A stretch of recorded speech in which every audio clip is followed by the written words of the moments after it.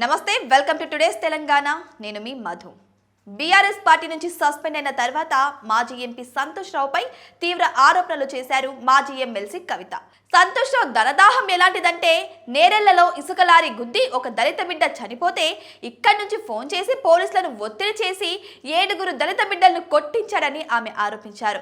3-4 సార్లు third degree ప్రయోగించారని కూడా చెప్పుకొచ్చారు. దానితో వారి కుటుంబాలు ఏం పని చేసుకోలేని పరిస్థితి నెలకొందన్నారు. నేరం చేసింది సంతోష్ అయితే రామన్న పేరు బదనామైందని చెప్పుకొచ్చారు కవిత. ఇక రేవంత్ రెడ్డితో అండర్స్టాండింగ్ ఉండడం వల్లే టానిక్ లాంటి కేసులు మూసేశారంటూ కవిత ఆరోపించారు.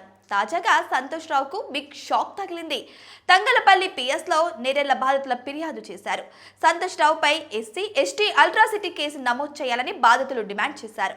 సంతోష్ రావు ప్రోద్బలంతోనే పోలీసులు తమపై థర్డ్ డిగ్రీ ప్రయోగించారని బాధితులు ఆరోపించారు. బాధితులు ఇచ్చిన ఫిర్యాదు మేరకు పోలీసులు కేసు నమోదు చేస్తారా లేదా అనేది ఇప్పుడు చర్చనీయాంశంగా మారింది. 2017లో తెలంగాణలోని సిరిసిల్ల జిల్లా నేరెళ్లలో ఇసుక అక్రమ రవాణాను అడ్డుకున్న దళితులను పోలీసులు చిత్రహింసలకు గురి చేశారని ఆరోపణలు వచ్చాయి. ఈ ఘటన దేశవ్యాప్తంగా సంచలనం సృష్టించింది.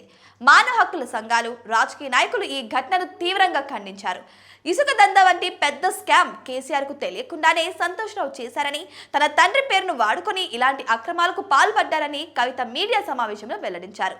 సంతోష్ రావు చేసిన ఈ ఇసుక దందా వల్ల పార్టీకి, ముఖ్యంగా కేసీఆర్కు చెడ్డ పేరు వచ్చిందని, అమాయకులైన ప్రజలు తీవ్రంగా నష్టపోయారని కవిత ఆరోపించారు.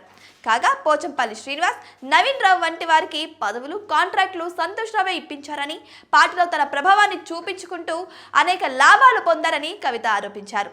ఈ వ్యాఖ్యలన్నీ కూడా ఆమె బీఆర్ఎస్ నుంచి సస్పెండ్ అయిన తర్వాత చేసినవి. ఇవి తెలంగాణ రాజకీయాల్లో తీవ్ర సంచలనం సృష్టించాయి. ఈ వ్యాఖ్యలు, ఈ ఆరోపణల నేపథ్యంలోనే ఆమె పార్టీకి, అలాగే తన ఎమ్మెల్సీ పదవికి కూడా రాజీనామా చేసిన విషయం అందరికీ తెలిసిందే.